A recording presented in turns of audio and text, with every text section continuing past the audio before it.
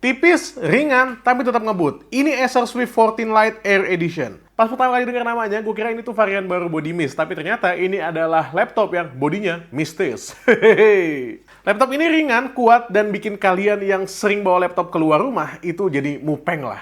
Bodinya ramping dan ringan dengan ketebalan 1,54 cm dan bobotnya ini cuma 999 gram untuk varian yang nggak ada backlit keyboardnya.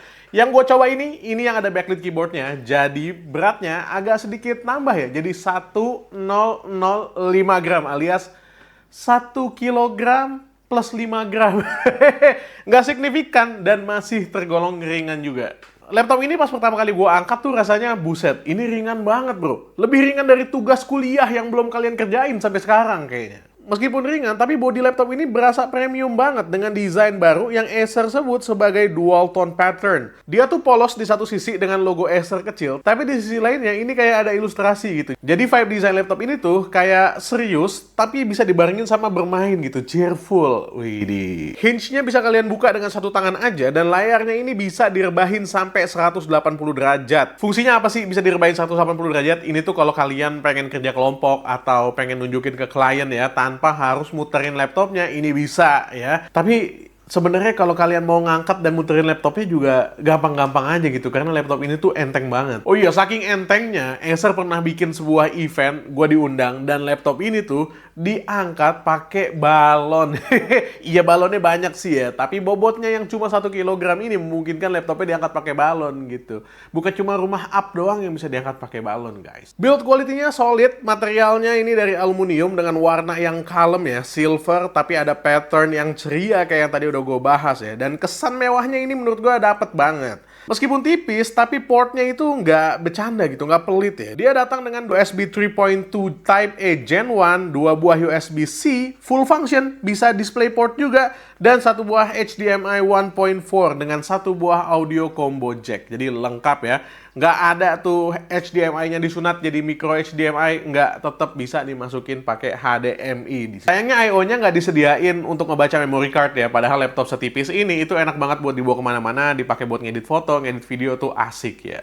Tapi emang kuat buat ngedit foto dan video. Nah, ini akan masuk ke bahasan performanya. Tapi sebelum ke performa ya, gue mau ngebahas tentang layarnya dulu. Layarnya 14 inci dengan resolusi WUXGA alias 1920x1200. Dengan aspek rasio 16:10, ini optimal banget buat produktivitas dan dia juga udah pakai panel IPS. Jadi dilihat dari sisi manapun, layarnya ini punya warna yang cukup oke. Meskipun secara akurasi warna, ini tuh bisa dibilang biasa aja dan gue tidak merekomendasikan kalian color grading di laptop yang satu ini, tapi untuk penggunaan harian, nonton film, main game, itu semuanya vibrant-vibrant aja dan oke. Layarnya ini juga udah dikasih coating matte ya, alias anti-reflective coating. Jadinya buat kalian yang suka kerja di luar, dia nggak bakal mantulin cahaya yang ada di belakang kalian. This is good. Nice. Layarnya kayak gini enak banget buat nonton video atau kelas online. Maksudnya Netflix. Mantap. Speakernya cukup kencang, tapi lack of bass ya. Dan dia juga downfiring. Jadi untuk mendapatkan suara yang optimal dari laptop ini, kalian harus naruh laptop ini di sebuah permukaan yang solid ya. Jangan permukaan yang bisa meredam suara gitu, jangan. Laptop ini ditenagai sama Intel Core Ultra 5 155U, sebuah prosesor yang memiliki 8 core efisiensi dan 2 core performance.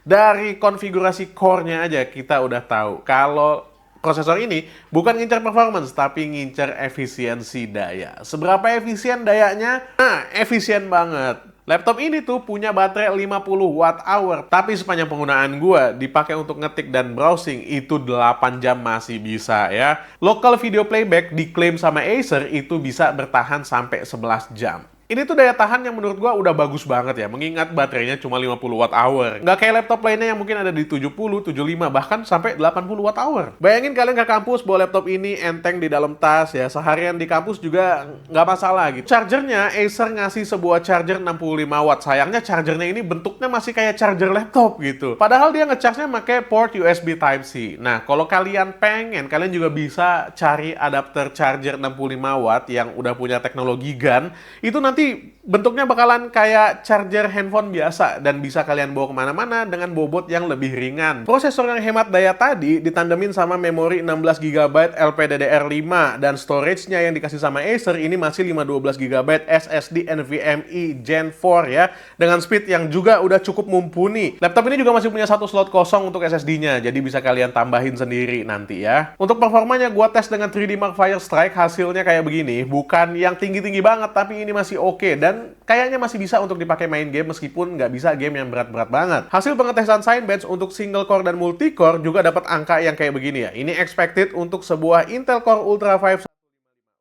Gue sebenarnya udah nyoba mainin game berat kayak Assassin's Creed Shadows dan juga Clair Obscure Expedition 33 dan ternyata bisa dimainin tapi tidak playable.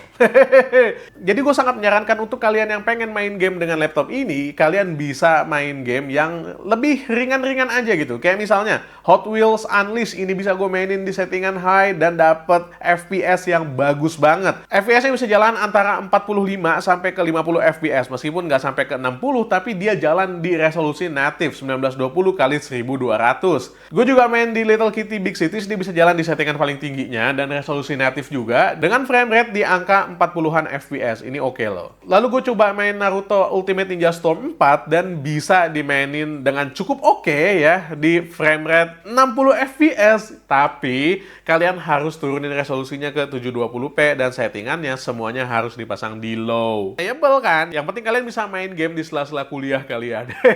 Karena gue bukan main Valorant, gue nggak ngetes sendiri. Tapi ketika gue cari tahu, laptop ini bisa main Valorant sampai ke 70 FPS di settingan low. Nah, modelan kayak kalian ini biasanya ngedit video di CapCut ya, buat bikin reels atau video konten kayak konten yang lagi kalian tonton kali ini ya. Laptop ini ternyata juga masih enak untuk dipakai ngedit di CapCut. Ngedit video 1080p, 30 fps atau bahkan 60 fps bisa dirender dengan sangat cepat ya. Dan juga scrubbing timeline itu aman, nyaman, nggak ada sendat sama sekali. Nice. Selama pengetesan, gue colokin laptop ini dan pakai mode performance di settingan Windows-nya. Suhunya pun aman ya, dengan suhu yang agak tinggi sekitar 45-an derajat itu di keyboard bagian atas. Well, wajar karena disitulah tempat pembuangan udara panasnya. Udara panasnya nggak dibuang ke arah monitor, tenang aja, tapi dibuang ke bagian belakang bawah ya. Meskipun ada chance udara panasnya itu naik ke atas monitor, tapi setidaknya exhaust-nya ini lubangnya nggak langsung mengarah ke monitor kayak laptop-laptop tipis yang lainnya. Keyboardnya empuk, udah punya backlit 3 step dan nyaman juga buat ngetik skripsi ya, atau nulis puisi buat dia yang nggak pernah notice. Tapi gue sadar ada sedikit wobble di keyboardnya ini. Ya, buat kalian yang kebiasa untuk ngetik cepet di keyboard mechanical, pasti akan ngerasain beberapa kali typo dan butuh waktu pembiasaan untuk pakai di keyboard laptop ini. Trackpadnya oke, presisi, ukurannya juga udah pas ya, dan juga lumayan licin. Meskipun dia nggak menggunakan material kaca, tapi udah oke banget loh trackpad ini buat dipakai. Laptop ini juga udah punya kamera dengan resolusi Full HD dan punya AI dari Acer Purified View dan juga Acer User Sensing. Nah, karena SoC-nya udah punya NPU, jadi ketika kalian pakai fitur-fitur AI di dalam laptop ini, yang kerja tuh bukan GPU-nya lagi, tapi NPU-nya. Ini memungkinkan si prosesornya bekerja dengan lebih efisien lagi. Windows Studio Effect pun bisa jalan ya di laptop ini. Jadi kalian yang lagi kelas online atau Zoom meeting dan nggak pengen background kalian itu kelihatan, bisa diatur di sini. Aman. Bukan cuma itu, kalian nggak perlu takut hackle itu ngintip webcam kalian ya, karena dia juga udah punya webcam shutter, jadi bisa kalian matiin secara mekanis di sini. Nice. Laptop ini punya harga resmi 12.999.000, tapi kalau kalian belinya di e-commerce, kalian bisa dapetin harga yang sedikit lebih murah dan juga masih ada voucher-voucher lain yang sesuai dengan e-commerce tempat kalian beli itu di mana. Terus juga dia udah hadir dengan 2 tahun garansi spare part, 3 tahun garansi service, dan 1 tahun garansi accidental damage protection. Jadi aman kalau nggak sengaja kenapa-napa laptopnya. Jadi pada intinya, buat siapa sih cocoknya laptopnya Acer yang satu ini? Gue bisa bilang laptop Acer yang satu ini cocok banget buat kalian anak kuliahan atau siswa sekolahan yang pengen kerja tapi nggak butuh powerhouse yang tinggi-tinggi banget, dan yang paling kalian butuhin itu adalah ringannya.